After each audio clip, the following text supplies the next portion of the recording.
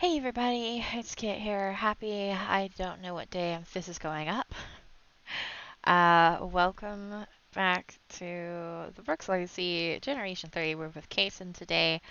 I'm going to apologize in advance because this was going to be late anyway, and now I don't know when I'm going to get this up. I don't know much about anything. I I stepped in my kitchen. Um, I felt a little pop in my back, and then my knees started to buckle on me, and then, everything seemed to fix itself, everything was fine, and then within 5 minutes it wasn't. So I think I pinched a nerve in my lower back, and yeah, so um, I've had a muscle relaxer, I've had nerve, pain killers and everything. I'm sitting at my desk. I don't know for how long, so this is not going to be a super great video, but I am going to at least try to get it sorted. um, I slept all day, and I hate not being productive. Oh my god, I hate it. So, yeah. Anyways, that might be why this is either going up tomorrow, it may be going up in a couple days, it may be going up next week. I really don't know. Sorry. So, with that being said, let's get into it and see what's going on with Cayson. Today I probably should put a trigger warning, so this is going to be the trigger warning. As some of us know, at least, I'm not going to assume everybody knows. Cayson does use drugs, and we all know drugs have consequences. So, yeah, let's get into it. Cayson's summer has been going okay, but on the social and romantic front, maybe not so much. Cayson and Lucy are official now, but honestly, for how much longer? Lucia has been so busy with university classes, her part-time job, and now she's getting more famous as a small social media influencer. It's like she doesn't have time for Cayson anymore. Truth be told, when Lucia puts her phone down and when Cayson is able to focus for even a millisecond, they can't really talk. She's the one who invited him on this day date to Solani, tag along on a brand new deal, but the conversation was stale. It was as if they were losing their spark. Yet their bodies felt and did more than speaking ever could. They couldn't hold a conversation, but the two still kissed like passionate lovers. But was it enough? Even Cayson's familial relationships were dwindling. He was sorry to say it, but he'd been avoiding both his cousins and his brother's DMs. So much so that Blaze was starting to come over, often and unexpectedly. Ethan often was the one to answer the door, usually fibbing on Cayson's behalf about his whereabouts, or why he couldn't answer a DM, or the door. But who needed a family, or girlfriends, right? Cayson's summer was going great. He might even get a promotion soon, and he had parties and gardening to look forward to. After all, someone had to replenish the stash his buds Caden and Jeffrey were smoking through. Cash was a bit scarce these days. Cayson's dad wasn't giving him as much of an allowance now that school was out. That was fine. Cayson was an adult. He could manage. And he did. By, managing by flipping burgers and hot dogs and growing what he and the boys needed. Caden, of course, was the one who supplied the seeds and taught the others how to cure the buds. It was a cool process, and he was learning something new. He being Cayson, of course. With respect to Ethan, Cayson tried not to smoke too much inside. Ethan wasn't opposed to the stuff, but it was his house, and the house was starting to smell like a certain sort of joint. Besides, the garden had a better view and lighting anyway. It was a good place to smoke and disassociate a bit. Although the house was a fixer-upper, and Ethan definitely needed to fix the AC. Cayson was often sweaty inside the house, even with the open windows for the cross breeze. Not another IM from Oscar. Didn't his brother have an internship to do? This was like the third one today. Man, just tell your brother you're working or something. The dings keep waking me up, Jeffrey grumbled, sitting up from a half-high stupor. Sorry, man. I'll just mute him for now. And so Oscar was put on mute. Cayson felt slightly bad, but it was getting pretty annoying. And honestly, Cayson didn't have too much to say to Oscar. Cayson's summer was eventful, but he wasn't about to share with his judgy little brother. But he couldn't put his mom on mute like he could his little brother. So Cayson had to come up with some more fanciful lies that would placate his mom, like volunteering at elderly homes and dragging the guys to building homes for the homeless. Cayson felt like his mom knew something was up, though, because she was wanting pictures now. I don't really have any, Mom. Do you know it's rude to take pictures of people without their permission? Oh, but don't they have pictures of the volunteers for promotions? What about your home building group? I just want to see my baby boy in a hard hat. Cayson cringed. I'm not a baby anymore, Mom. His mother went quiet for a moment. You'll always be my baby, honey. Cayson always needed a smoke after talking with either of his parents. His mom made him feel horrible every single time, but his dad just made Cayson feel disappointed and tense. Like a failure. Cayson could hardly stand it. Out of all of Cayson's roomies, Ethan was the one who was usually always doing something productive. He vacuumed, wiped the counters down, did home improvements, anything to keep his home clean. Ethan was proud of this little hovel that he had purchased with his money.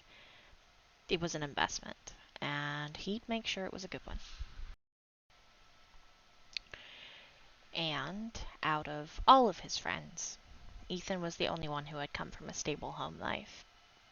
At least until his parents had died in a freak fire a few years ago. The money Ethan had used to purchase this home was part of the funds they had left him, so he could have a place of his own and go to college. So, when it was just Ethan and Cayson hanging out, Ethan usually encouraged Cayson to talk with his family more. You should go see your folks, Kay. Let them see you are okay. Maybe. Ethan knew Cayson didn't like the idea, but, well, I wish I could see my mom once more. And shake my dad's hand again. Don't take them for granted, dude. Just a thought. Cayson let Ethan's words go in one ear and out the other. It wasn't that Cayson didn't think his friend had good intentions. It was just Cayson wasn't exactly sure he could show his parents he was okay. Cayson was loath to admit it, but he thought maybe he was becoming erratic, like his Uncle Erwin. Like when he went to change the laundry, he heard a voice coming from right behind him. What? Who's there? Was it just Cayson, or were the shadows moving? His heart was racing a million miles an hour. Sweat poured off of him in sheets. Cayson's adrenaline was at an all-time high. Then Cayson heard it again, behind him still, even as he whipped around to see no one was there. The whispers continued, and blood rushed to Cayson's head. He felt woozy. Stop taunting me, Caden. What the plum, man? It had to be a friend of his messing with him, right? Cayson's paranoia was at an all-time high. The basement was not that big. There was nowhere to hide, but it It had to be Jeffrey on top of the stairs. Cayson tried to angrily yell, but instead a garble came out of his throat. He couldn't scream. He couldn't even breathe. He was so lightheaded. His chest hurt. What a horrible prank. Ethan was going to pay. Why couldn't Cayson breathe? Anger turned to panic, his hand going to his chest, nails scratching against his skin. Cayson's knees buckled, his vision going black as everything disappeared. The last thing he remembered was slipping down the wall, his head cracking against the drywall. Upstairs, everything was going as normal. Jeffrey had decided to take up writing as a hobby. Cayson had told him he could use his laptop for it. No biggie, just ignore the family items. Jeffrey had shrugged, too focused on his new idea. So, Jeffrey was typing away, mostly ignoring Panda Bear 3, even when the message said, "Hey, I'm coming by in about an hour. Want to get coffee? My treat." As for Caden, he was working on chores, trying to distract himself from a downer. Imagine his shock when he found Cayson collapsed on the ground. "Jeff! Get your butt down here now!" Jeff came running down the stairs, and after a minute's worth of arguments and panic, the two ended up calling Cayson's cousin to come sooner. And oh boy, was Blaze not happy. Thankfully, the trio were able to rouse Cayson after propping his head and legs up, avoiding a hospital visit. Caden kept insisting that Cayson didn't need one, and Blaze considered strong-arming his cousin out of the house, but he hesitated when Cayson was able to come too. "Cayson, what happened?" Blaze prompted, helping Cayson to his feet. I'm not sure really. I think I slipped or hit my head somehow. Slipped on some laundry soap, maybe?" Caden nudged. That seemed fishy to Blaze, especially since the floor was clean, just a little dusty. Slipped. Blaze sighed, bracing himself. "Kay, are you sure you didn't take anything? You're sweaty, and your pupils are dilated." "Take something? What are you trying to insinuate, Panda? Kay's a straight whistle, all you Brooks are." "I'm not trying to insinuate anything, but this house smells like crack, and Cayson uses." "No, I don't. What the heck, Blaze? Dad would kill me, obviously." Cayson felt like he was going to throw up, but thankfully Caden was there to help defend him. "Panda, that's an awful thing to say about your cousin, especially given you don't see him, like, ever. He drinks sometimes, that's it. I'm his roomie. I would know. He slipped in his head. He might have a concussion. He doesn't need to be interrogated, dumbass." Blaze considered pushing the issue, but it was clear this would go nowhere, because Caden pulled Cayson in for a bro hug and helped him up the stairs, after sending several dirty looks in Blaze's direction. "Come on, Kay. You just need some fluids, food, and a shower, dude. You reek. Good thing we've got laundry going." "You gonna help me get him out of here, or are you just gonna stand there and throw another accusation out?" Blaze felt stuck, but he helped, lingering as long as he could until Cayson fell asleep, and it was only then that he left. Blaze felt helpless, but he also had an even worse feeling than before. The only problem was, how could he act on his feeling, especially with Cayson and his roommates on the defensive? It took Cayson a couple of days to recover, and once he did, he felt horrible. Not just physically, but mentally. Cayson could hardly control the tears that came out. He couldn't even voice his thoughts. Because unfortunately, Blaze was right. Cayson was using. And yet, Cayson had lied to his cousin, was lying to his brother, his parents. Even his friends, except maybe Caden, knew, and Jeffrey probably saw, but didn't care or didn't think it was a big deal. Cayson was addicted. He couldn't stop. The cravings were bad when he did. The entire house smelled like crack. Cayson probably smelled just as bad. He was surprised Blaze hadn't yanked him out of there. A small part of Cayson wished he had. But then that would make Cayson an even bigger failure than before. He was the oldest, now that Marin was selfishly gone. Cayson was supposed to be the role model. But he was just a screw-up, really. Wasn't he? Something had to change. And it had to be Cayson. Cayson had to change. He needed to clean his act up, and he would, in time for school that fall.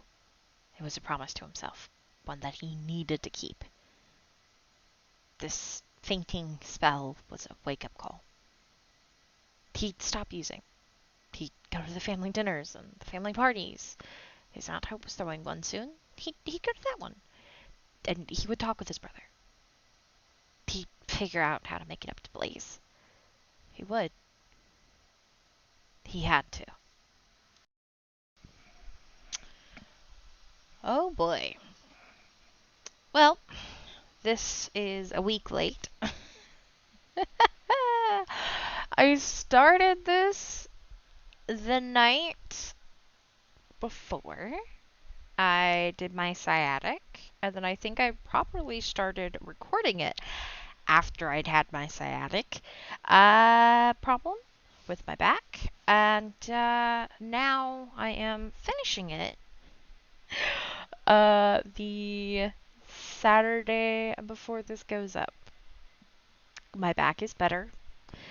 I am starting to get into recording again, and I'm actually able to sit into a chair, a certain chair, mostly a certain way, for longer than 30 minutes, which is awesome.